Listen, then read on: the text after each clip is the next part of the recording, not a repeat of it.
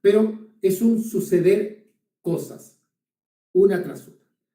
El derecho, como es lógico, se preocupa en el caso nuestro, el derecho privado, pone énfasis específicamente en las actitudes del ser humano, de las personas. No digamos ser humano, porque la persona también involucra a la persona jurídica. Estas ficciones que conversamos hace unas clases atrás. Donde el motor central del derecho privado, dentro del cual está el derecho civil, es indudablemente la voluntad. Por lo tanto, tenemos la tendencia, desde el punto de vista del derecho civil, a regular principalmente aquellas conductas humanas que suponen una manifestación o una declaración de voluntad. Conductas donde es la voluntad la que está participando. Pero, como estamos en el mundo del derecho, esas conductas voluntarias tienen que provocar alguna consecuencia jurídica, algún efecto jurídico. Y cuando digo consecuencia jurídica, me estoy refiriendo a efectos que tengan relevancia para el derecho. Porque uno puede tener conductas voluntarias y que produzcan desde luego consecuencias. De hecho, todo lo que uno haga va a tener eventualmente alguna consecuencia. Pero son consecuencias muchas veces que no tienen que ver con el derecho, que yo ahora voluntariamente decida tomar esta botella y beber un sorbo de agua. Es algo voluntario, pero ¿qué consecuencia jurídica podría tener esta conducta en este momento? Ninguna. El que estemos nosotros cansados un día y decidamos sentarnos en el sofá y poner Netflix para ver una película es algo voluntario, pero ¿qué consecuencia jurídica podría estar provocando? Probablemente ninguna. Al derecho, y específicamente al derecho privado, le interesan las consecuencias jurídicas. Pero además, estas consecuencias jurídicas no pueden ser tampoco de cualquier índole, sino que deben ser consecuencias jurídicas que estén reconocidas por el derecho, amparadas por el ordenamiento jurídico.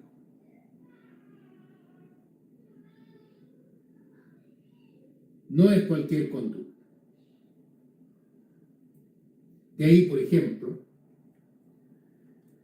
si nosotros cometemos un delito, como sería, yo lo dije anteriormente, ir a un supermercado, tentarnos porque el diablito nos habla al oído, nos dice, saca ese chocolate, nadie se va a dar cuenta, y lo sacamos y lo guardamos en un bolsillo y salimos del supermercado, es obviamente una conducta voluntaria, está provocando consecuencias jurídicas, desde luego, es un delito, pero esas consecuencias no están amparadas por el derecho. ¿Por qué doy esta estructura o esta construcción? Porque el concepto de acto jurídico es un concepto que tiene que recoger estos tres componentes. No importa de qué manera, y ya que vamos a hablar ahora obviamente del concepto, no importa cómo, lo podemos estructurar de varias formas, digamos, el concepto como tal. Pero lo importante es que en nuestro concepto de acto jurídico estos elementos vayan incorporados. Quiero señalar, antes de dar el concepto, que el acto jurídico no tiene concepto legal. No es que uno diga vamos al artículo tanto y ahí vamos a encontrar el concepto, no está. Incluso podemos ir un poquito más allá y darnos cuenta que el acto jurídico como institución es ajeno al Código Civil.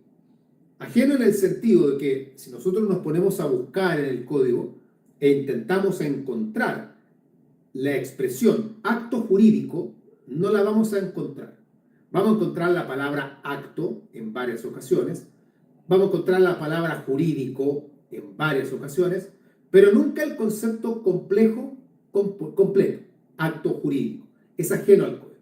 De ahí que hay muchos autores que sostienen, con razón, que la teoría del acto jurídico no está tratada por el código desde ese punto de vista. Si uno pregunta a priori, y esta es una pregunta probable de examen, si acaso está el acto jurídico tratado en el Código Civil, yo uno diría, no, el acto jurídico no está tratado en el código como acto jurídico.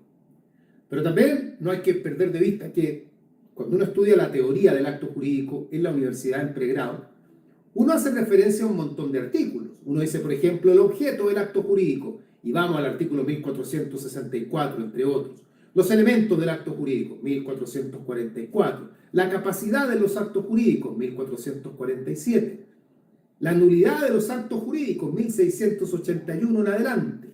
Los vicios de la voluntad en el acto jurídico, 1451 en adelante. Hay varios artículos, entonces, ¿por qué me están diciendo que el acto jurídico no está tratado en el código cuando yo acá encuentro un montón de artículos que tienen que ver con actos jurídicos? Y es que el código trata la teoría del acto jurídico, pero la trata desde el punto de vista de los contratos. El código tiende a tratar a los contratos en realidad. Y si bien es cierto, el contrato no es lo mismo que el acto jurídico, y eso lo vamos a conversar ahora, hay entre ambos una relación muy estrecha. No son lo mismo, pero tampoco son conceptos completamente ajenos, que uno diga, mira, el acto jurídico es esto, el contrato es algo nada que ver, no. Son primos hermanos, podríamos decir. Ahí vamos a entender mejor una vez que vayamos avanzando.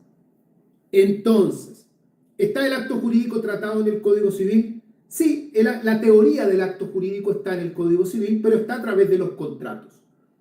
Lo que hay que tener ojo es que, como el acto jurídico y el contrato no son lo mismo, hay algunas materias, pocas, pero hay algunas materias que el código trata para los contratos que no se pueden aplicar exactamente de la misma forma al acto jurídico. Donde uno no puede tomar palabra por palabra lo que el código dijo para el contrato, tomarlo palabra por palabra y aplicarlo al acto jurídico, no siempre se puede. Normalmente sí, pero no siempre. Y una demostración de esto bastante obvia es que el código, ya lo he dicho, no define acto jurídico, pero sí define contrato. Da una definición de contrato en el artículo 1438, que la vamos a ver en un momento. Y varios de ustedes deben recordar que no es una buena definición, pero no importa eso ahora. Al menos hay una definición. Esa definición de contrato no la podríamos aplicar al acto jurídico, ni aunque quisiéramos, porque no va a cuadrar como concepto.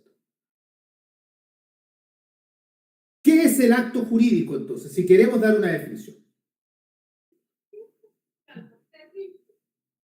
Ahí está Joana Jara, si puede colocar silencio en su micrófono, por favor, que se le escucha hablar. Muy bien, muchas gracias. Entonces, ¿qué es el acto jurídico? Y repito, al no haber concepto legal, se abre la puerta de los conceptos doctrinarios. Y la casa de los conceptos doctrinarios es una casa con muchas habitaciones, porque uno puede encontrar diversos conceptos en doctrina.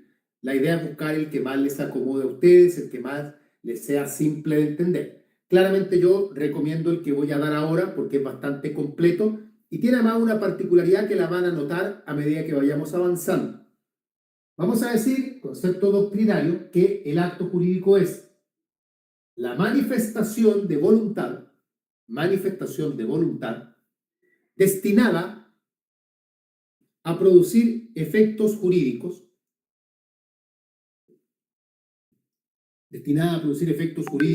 queridos por el autor o las partes, y que se encuentran reconocidos por el ordenamiento jurídico.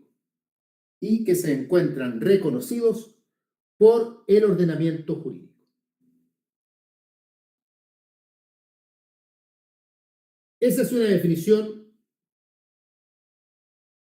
doctrinaria, desde luego, porque no hay definición legal. Si ustedes van mirando la definición, notarán que están presentes estas tres partes que estamos nosotros contemplando acá. Aparece la voluntad, pues dice que es la manifestación de voluntad. Importante la palabra manifestación, porque como vamos a ir aprendiendo, lo relevante en el acto jurídico en función de la voluntad es que la voluntad sea exteriorizada. De nada nos sirve la voluntad que solo permanece en el fuero interno, sino que de alguna manera, que ya estudiaremos cómo, no hoy día, de alguna manera esa voluntad tenemos que sacarla al exterior. Manifestación de voluntad destinada a producir efectos jurídicos. Ahí está la consecuencia jurídica. Esta consecuencia jurídica es muy variada. Normalmente, uno como estudiante, y es lo mismo que yo les recomiendo ahora, Cuando uno tiene que desglosar las consecuencias jurídicas, uno suele quedarse, con el crear, con el modificar y con el extinguir, como los ejemplos probablemente más emblemáticos de las diversas consecuencias jurídicas que puede tener como efecto un acto jurídico en este caso. Pero estas tres clásicas, crear, modificar, extinguir, no son las únicas, puesto que hay también otras consecuencias que el acto podría generar. Por ejemplo, transferir, o por ejemplo, transmitir, y otras más también. Ahora, yo como consejo siempre les digo, tiendan a quedarse con las tres más clásicas, crear, modificar, extinguir, y en caso que el profesor les diga si hay alguna otra consecuencia, bueno, pueden mencionar transferir y transmitir. No olvidemos que la principal diferencia entre transferir y transmitir es que el acto de transferir siempre es entre vivos. En cambio, transmitir opera siempre por causa de muerte. O sea, si hablamos de transmitir o cualquier derivado, transmitir, transmitente, transmitiendo, transmisible o cualquier derivado de la raíz de la palabra, siempre es por alguien que ha muerto, siempre es por causa de muerte. En cambio, transferir, con todos sus derivados, transferencia, transfiriendo, transferible, transferir, tiene que ser siempre por acto entre vivos. Y luego la definición en la parte final dice que estas consecuencias jurídicas, que son queridas por el autor o las partes, donde vuelve a la idea de la voluntad, queridos por el autor o las partes, dice que están reconocidas por el ordenamiento jurídico, amparadas por el ordenamiento jurídico, reconocidas por el derecho, como ustedes lo quieran decir, pero ahí está la idea de la licitud. Por si acaso, porque siempre es bueno manejar bien el lenguaje, ¿por qué hablar de autor o de partes? ¿Por qué hacer esa dualidad? Y es porque la palabra autor se debe emplear cuando el acto es un acto unilateral, es decir, cuando hay una sola voluntad, la expresión es autor. En cambio, cuando el acto supone dos o más voluntades, o sea, estamos hablando del acto que conocemos como acto bilateral, en ese caso la expresión correcta es partes. O sea, la diferencia entre autor y partes tiene que ver con eso. Les voy a enseñar otra cosa. Los actos jurídicos unilaterales tienen autor, como yo ya lo he dicho, y el verbo activo que ocupamos en el acto jurídico unilateral es ejecutar. O sea, los actos jurídicos unilaterales se ejecutan. En cambio, en los actos bilaterales, el verbo activo que usamos para referirnos a ellos es celebrar. Los actos jurídicos bilaterales se celebran. Por eso muchas veces ustedes habrán leído en el código o en algún apunte que se ocupan las dos expresiones.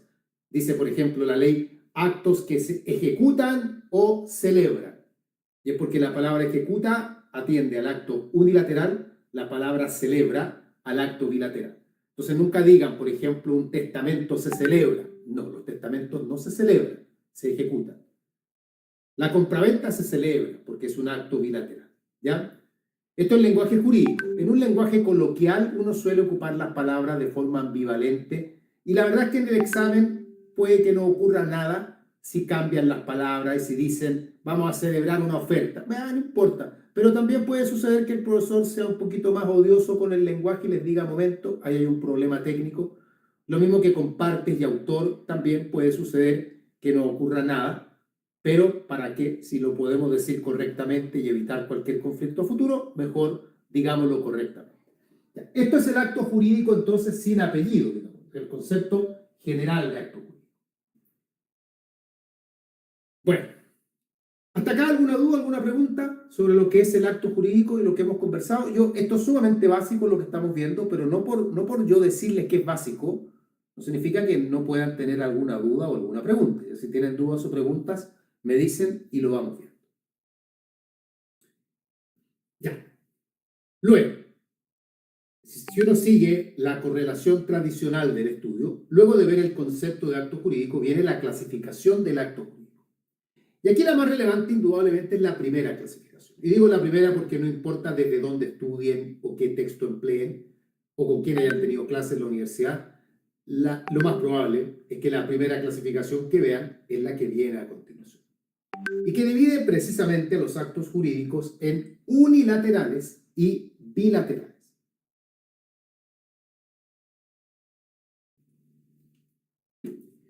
Tienen que acostumbrarse a que todas las clasificaciones de lo que sea, en civil, en procesal, en lo que sea, todas las clasificaciones tienen que obedecer a algún criterio. Uno cuando clasifica siempre va a clasificar por algo. Y uno cuando responde la pregunta en el examen, uno tiene que primero siempre indicar cuál es el criterio que va a emplear para clasificar. Cuando yo interrogo a alumnos, siempre les digo una de las cosas en las que más fallan los alumnos, porque los alumnos estudian, manejan la materia, pero ¿qué es lo que uno como profesor observa? Que a veces el alumno no sabe construir la respuesta. O sea, tiene la información, sabe perfectamente lo que le están preguntando, pero al momento de volcar esa información hacia el profesor, el alumno a veces falla, porque no sabe ordenarse mentalmente para responder bien. Les coloco un ejemplo, pero al revés, y yo sé que todos hemos pasado por esto. Todos tuvimos en la universidad a algún profesor de algún ramo, no importa quién ni dónde, no damos nombres porque no se trata de eso, pero todos tuvimos algún profesor que nosotros nos dábamos cuenta que sabía mucho. El tipo era capo en su área, pero no le entendíamos nada. Y no le entendíamos nada porque, no obstante él saber mucho, no era ordenado para hacer la clase. Entonces empezaba a hablar de un tema, de repente estaba hablando de otro, volvía al tema original, y uno no sabía, no lo podía seguir, uno decía, pero a ver, pero ¿cómo? ¿Pero de qué me están hablando? Y por el contrario, uno tenía profesores que a lo mejor no sabían tanto, pero que eran súper estructurados, súper. Concepto, características, requisitos. Y uno agradecía eso como estudiante porque entendía. Bueno, eso le pasa a los alumnos también. A los alumnos también les sucede que uno les pregunta algo y empiezan a disparar cuestiones porque no ordenan la respuesta. Y ahí el profesor les dice, sabe que no le entiendo nada. O bien, pero hay un momento porque me está hablando de esto, después me está hablando de esto otro. O sea, ¿cuál es la respuesta entonces? Entonces, aprender a responder, aprender a estructurarse. Entonces, cuando les pregunten por clasificaciones, en el tema que sea, bienes, obligaciones, actos jurídicos, lo que sea, contrato, en fin, siempre partamos por el criterio. ¿Por qué estamos clasificando? Y en este caso, la distinción entre acto jurídico unilateral y bilateral tiene que ver con el número de voluntades. El número de voluntades. Así, en los actos jurídicos unilaterales hay una sola voluntad. Y en los actos jurídicos bilaterales, dos o más voluntades. No es el número de partes, no es el número de personas, no es el número de partes que se obligan. No, es y no es más que el número de voluntades. Por ende, si en el acto participa una sola voluntad, el acto es unilateral. En cambio, si en el acto participan dos o más voluntades, el acto es bilateral. Algunos textos, algunos profesores dicen que el bilateral solo ocurre cuando hay dos voluntades, por el prefijo bi, que apunta a dos, y crean una tercera categoría en la que dicen que si hay más de dos voluntades, deben ser llamados plurilaterales, o algún nombre parecido. Pero yo no les recomiendo meterse en eso, la verdad no tiene mucho sentido jurídico. La idea es dividir entre unilateral y bilateral. Número de voluntades, insisto, no es el número de personas, no es el número de partes. Y ojo, tampoco es el número de voluntades necesaria para perfeccionarlo, porque también de repente meten esa colita. Que el acto jurídico unilateral es el que requiere una voluntad para nacer, para perfeccionarse. No.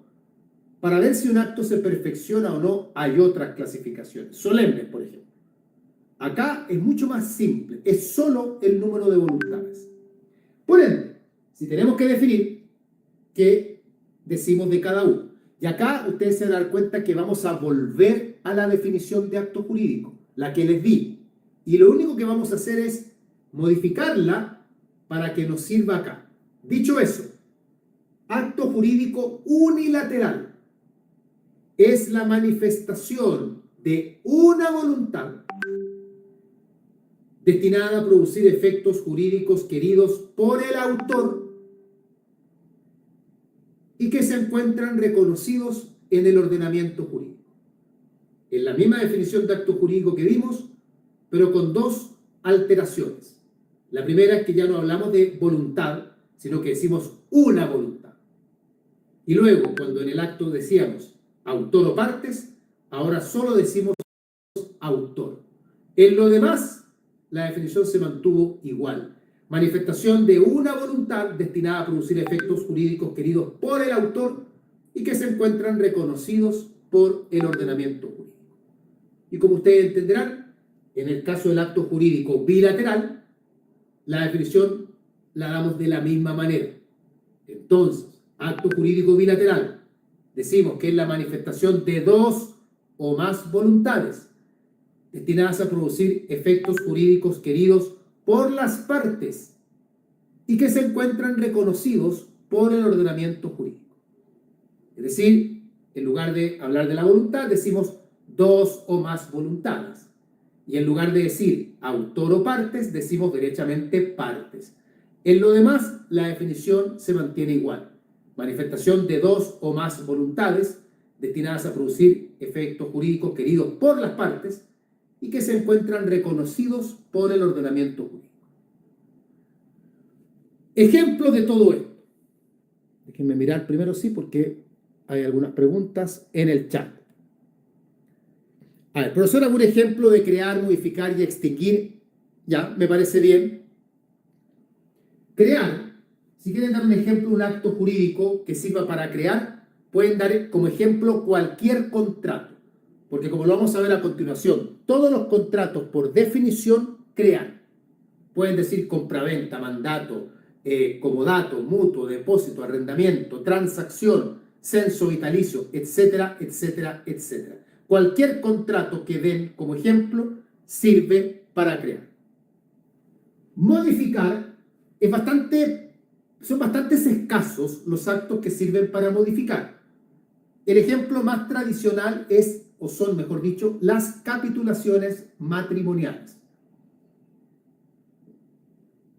Que tienen por objeto, por ejemplo, modificar cuál será el régimen matrimonial que operará entre los cónyuges. No, que no. Si no decimos nada, si somos de distinto sexo, se entiende que estamos casados en sociedad conyugal. Entonces, no nos casemos en sociedad conyugal, modifiquemos eso, casémonos en separación total de bienes. Capitulación matrimonial para eso. Acto que tenga por objeto extinguir el pago. Obviamente es el más relevante de los actos que tienen por objeto extinguir. Pueden mencionar también la dación en pago, la novación, la resiliación, por dar algunos ejemplos. Transferir la tradición es el más importante. Como acto jurídico cuya finalidad es transferir, brilla con luces propias la tradición. Y transmitir, obviamente el testamento es el acto más importante también en ese aspecto. Con el testamento transmitimos derechos y obligaciones. Alguien preguntó por ahí si la clase estaba quedando grabada y como también alguien vi que alcanzó a responder, sí, porque las clases no se graban por Zoom, se graban por otra plataforma, así que la clase se está grabando, así que no se preocupen por eso. Don Juan Toro, cuéntenos. Buenas noches, profesor. Buenas noches. Preguntar si actos jurídicos que sirve para modificar pueden ser las contraescrituras. También, ningún inconveniente, una contraescritura donde vas a enmendar lo dicho por una escritura previa. Perfecto, sirve como ejemplo. Cuidado, porque hay un ejemplo también, y pensé que Juan me iba a preguntar por eso. Hay un ejemplo que también dicen, esto también sirve para modificar, y dicen la novación. Pero cuidado, porque la novación no modifica, La novación lo que hace es extinguir y crear. La novación es modo de extinguir y también es contrato. De hecho, el código lo trata también como el contrato de novación. No es que modifique. La novación extingue una obligación creando una nueva. No hay modificación, perdón. Entonces, no la ven como ejemplo de modificación. Ejemplos de actos jurídicos unilaterales. Don Juan, díganos. No, disculpe, es que era respecto sobre la misma novación. Es que en este sentido, las obligaciones van a ocurrir de forma necesariamente. ¿Perdón? No se entiende que es son obligaciones distintas, ¿me entiendes? Sí, son obligaciones distintas, por eso. La anterior se extingue. Pero ocurre en momentos distintos. Claro, de hecho la novación, y yo también se lo suelo comentar, no es para que lo repitan, porque no es, lo que voy a decir no es algo muy académico, pero la novación es el pago de una obligación con otra obligación. Si yo tengo una obligación, te pago esa obligación con otra. Damos por extinguida la primera obligación y creamos una nueva obligación. Pero no nos confundamos todavía, nos falta aún para llegar a eso, para que no estemos con tanto dolor de cabeza muy temprano.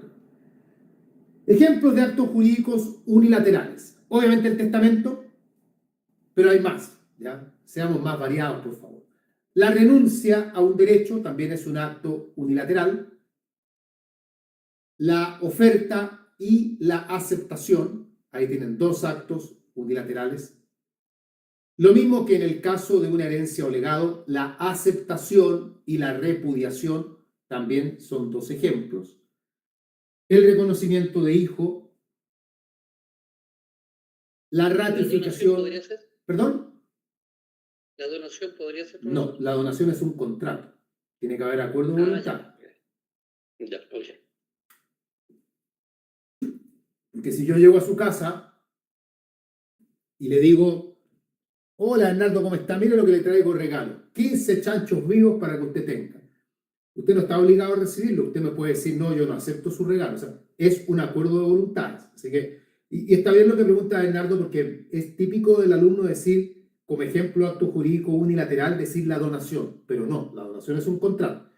Todos los demás ejemplos que hemos dado sirven, pueden encontrar otros también, la ocupación, en fin. Hay varios ejemplos de acto unilateral. Hay varios, es más que el testamento. Siempre dicen testamento y como que listo, como que ya cumplí.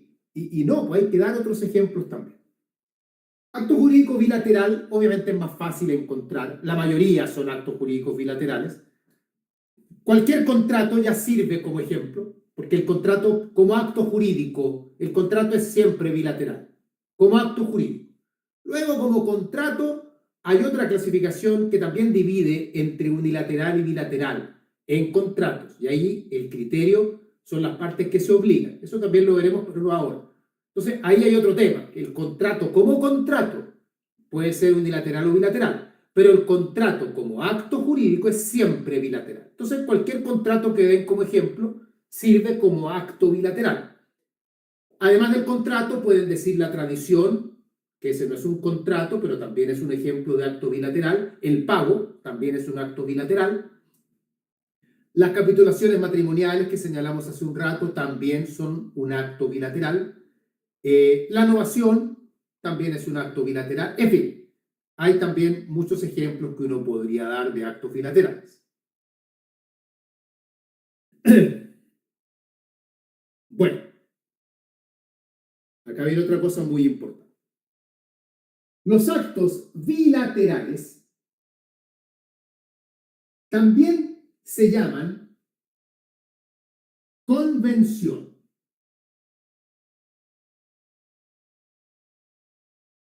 Convención y acto jurídico bilateral es lo mismo. No son parecidos ni hay una relación de género a especie, no. Son términos sinónimos. Por ende, por ejemplo, si les piden en examen que definan convención, tienen que definir acto jurídico bilateral, o sea, lo que ya dijimos. La convención es la manifestación de dos o más voluntades destinada a producir efectos jurídicos queridos por las partes y que se encuentran reconocidos por el ordenamiento jurídico. Son sinónimos.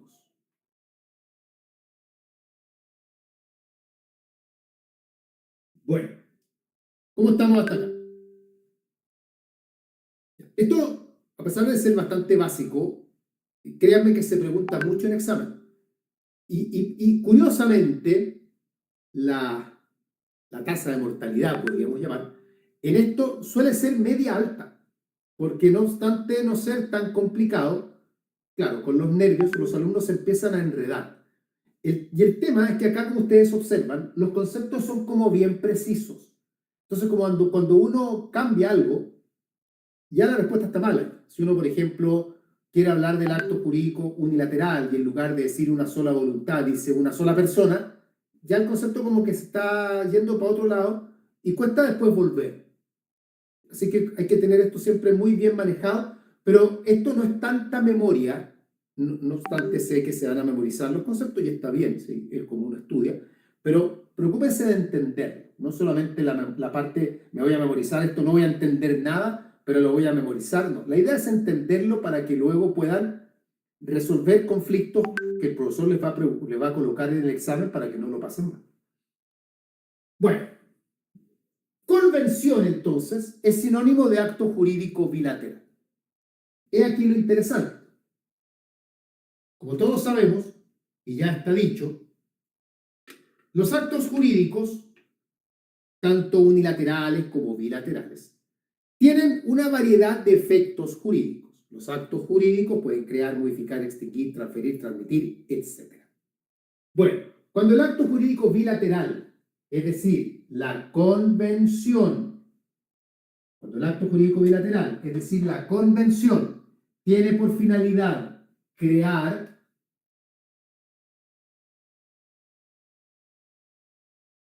se llama contrato. Ahí va el contrato. O sea, el contrato es una convención que crea derechos y obligaciones.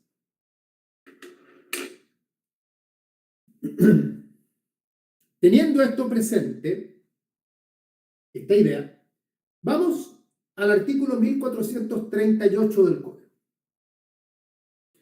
El artículo 1438 es el que define contrato, es el que contiene a la definición legal de contrato.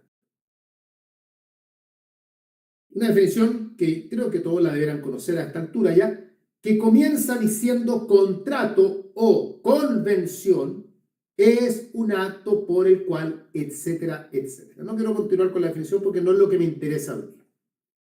Pero sí me interesa que observemos que el código está en esta definición haciendo sinónimos el contrato y la convención.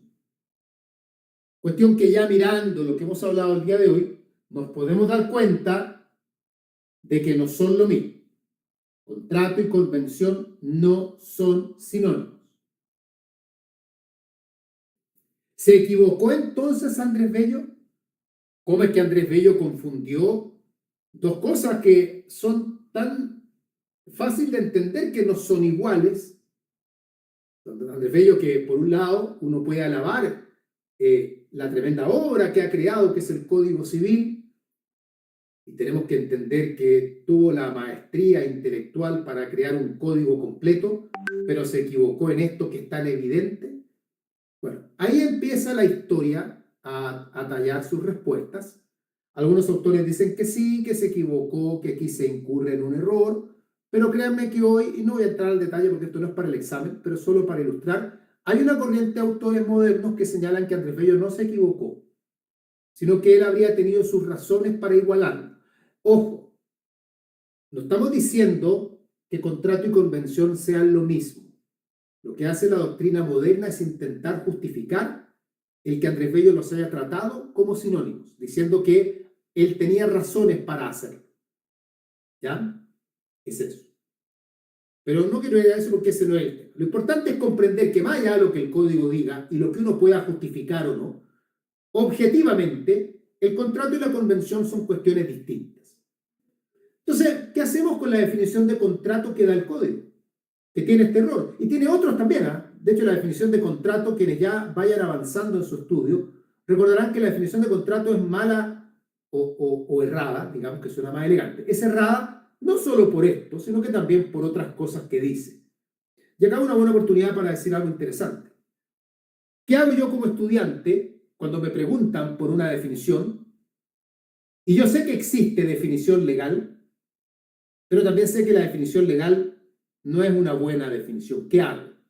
¿Me aprendo igual la definición legal a pesar de que esté mala? Porque además el profesor en clase me dijo otra definición. El ejemplo, la definición de ley, por ejemplo. Está mala la definición del código, horrible, nos den esta otra. Entonces, ¿qué hago? Bueno, este es un consejo. Siempre que haya definición legal, hay que responder la definición legal. Siempre. Siempre. ¿Qué es lo que ocurre? Que cuando respondemos la definición legal y resulta que esta es criticada, ustedes como alumnos además van a tener que saber cuáles son las críticas. Y además van a tener que saber una definición mejor que la que da el código. Entonces, el que una definición en el código sea criticable no nos aliviana la tarea. Por el contrario, nos hace la tarea más difícil. Porque hay que saberse la definición legal, hay que saber que no es buena, hay que saber por qué no es buena y hay que conocer otra definición más adecuada. En este caso, no estamos analizando la definición de contrato todavía, lo haremos cuando llegue el momento, pero por lo pronto, entendiendo que la definición legal de contrato ya tiene un defecto, que sería esto de asimilar al contrato con la convención. ¿Qué definición doy entonces? Veamos una definición de contrato que sea mejor que la que da el código. Y para esto volvamos a la definición de acto jurídico que dimos para usarla como base, porque esa definición ya nos vamos dando cuenta que nos va a servir como base para varias otras cosas. Y decimos entonces que el contrato es la manifestación de dos o más voluntades destinadas a crear derechos y obligaciones queridos por las partes y que se encuentran reconocidos por el ordenamiento jurídico. Hemos dado nuevamente la definición de acto jurídico, pero con dos alcances o tres alcances. En lugar de hablar de manifestación de voluntad así en el aire, precisamos que es la manifestación de dos o más voluntades. Luego, cuando hablamos de los efectos, en lugar de hablar en general que van a producir consecuencias jurídicas, como pudiendo ser cualquiera, somos más precisos e indicamos que el objeto es crear derechos y obligaciones. Y luego, en lugar de decir queridos por el autor o las partes, decimos queridos por las partes, porque dado que es un acto bilateral, hay partes. Y el resto de la definición se mantiene igual. Manifestación de dos o más voluntades destinadas a crear derechos y obligaciones queridos por las partes y que se encuentran reconocidos por el ordenamiento jurídico.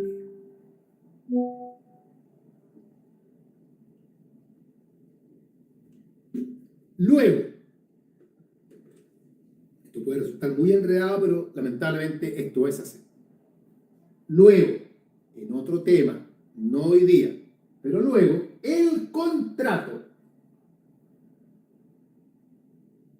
dentro de sus clasificaciones, tiene una, la primera de hecho, que atiende al número de partes que se obligan. Partes que se obligan. Y puede ocurrir, por lo tanto, en el contrato que se obligue solo una parte, o puede ocurrir que se obligan a ambas partes. Contratos que generan obligación solo para una de las partes y contratos que generan obligaciones para ambas partes.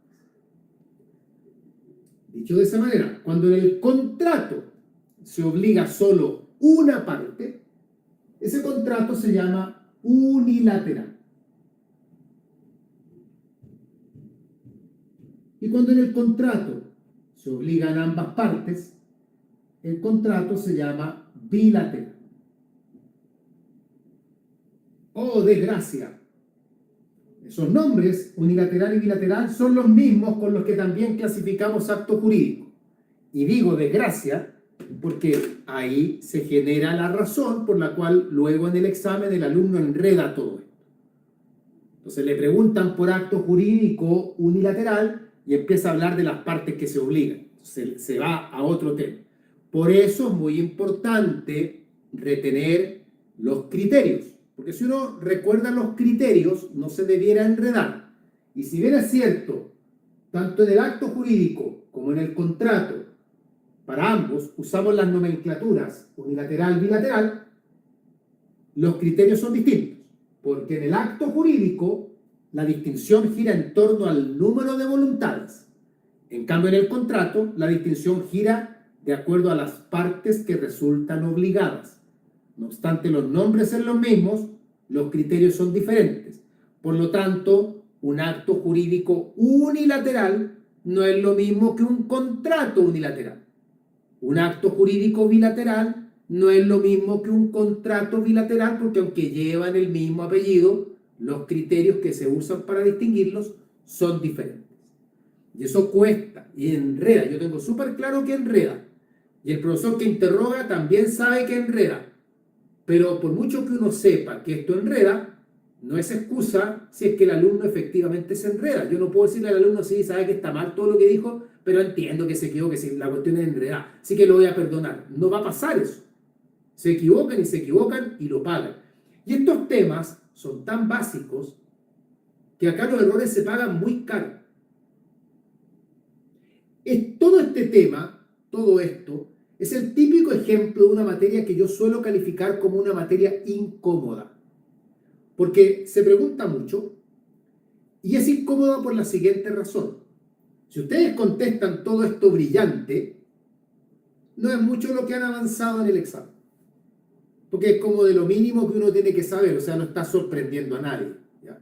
Ahora que estamos en los Juegos Olímpicos, es como que un gimnasta haga una voltereta, una vuelta carnero, y la haga perfecto. Pero vale 0,1 esa cuestión que estáis haciendo, porque no tiene un grado de dificultad muy elevado, que digamos. Pero por el contrario, si no están bien en esto, el castigo es muy alto. Entonces, la recompensa es muy bajita, pero el castigo es muy alto. Entonces, la razón del por qué uno tiene que estar bien en esto, si lo quieren mirar desde el punto de vista del costo-beneficio, si lo quieren mirar así, por último, no es tal vez para tener un gran avance en el examen, pero es para evitar un castigo fuerte. Voy a ser más franco, no manejar esto es para reprobar el examen. O sea, yo estoy interrogando a un alumno y yo me doy cuenta que el alumno esto no lo está manejando bien, yo estoy en todo mi derecho de dejar el examen hasta ahí y nadie me puede criticar, nadie puede decir me rajaron, porque nadie honestamente, ningún alumno puede decir me rajaron porque me preguntaron esto.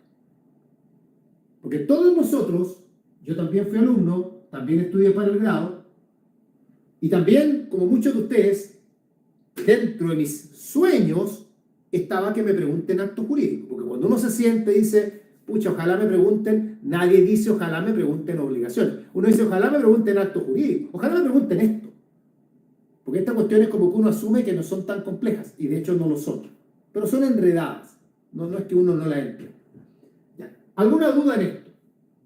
En esta parte que, insisto, puede sonar muy general, pero es tremendamente importante. Esto es la base de muchas cosas que vienen más adelante, así que esto hay que manejarlo bien. Me pregunta Rodolfo si acaso se preguntan los requisitos de existencia y validez. Claro que se preguntan, de hecho en eso los vamos a meter mañana. Los requisitos de existencia y validez son muy preguntados, y hay que tener claros cuáles son unos, cuáles son otros, y tratar de entender cuál es la relación que tienen entre sí. Al igual que esto de acá, también es una materia que si uno la contesta bien, está casi como cumpliendo con lo mínimo. La comisión no va a hacer la ola ni se va a poner de pie a aplaudir. Pero si uno lo contesta mal, chuta, no se sabe los requisitos de validez del acto jurídico, como que el examen podría estar quedando acá. Ya. Las sanciones también, lo que dice Marcela, todo lo vamos a ver si estamos partiendo con acto jurídico. Acto jurídico vamos a estar por lo menos 2 semanas. Si acto jurídico es un tema que quienes han tomado clases conmigo antes saben que yo le doy mucha importancia y trato de verlo bien. Trato de darle siempre un giro distinto al tradicional para que se puedan entender mejor las instituciones. Me podrán preguntar, oiga, ¿hay otras clasificaciones de acto jurídico? Bueno, en el material complementario va a ir más temas sobre eso.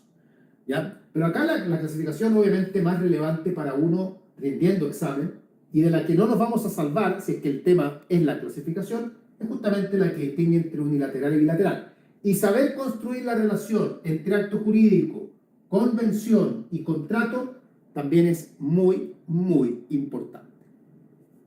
Ya, dudas, preguntas de lo que hemos conversado el día de hoy. Profesor, Dígame. a mí me quedó la duda de, usted dijo que la oferta y la demanda era un acto jurídico unilateral. La oferta y la aceptación. La demanda es otra cosa. ¿O La oferta y la demanda son conceptos sí, comerciales. oferta de la aceptación? ¿Sí? Son actos jurídicos unilaterales, cada uno, claro. La oferta es un acto jurídico unilateral, la aceptación es un acto jurídico unilateral. Ya, ok. Se miran por separado entonces. Tiene que mirarlos por separado, son dos actos independientes. No, o sea, no tengo... Sí, dígame.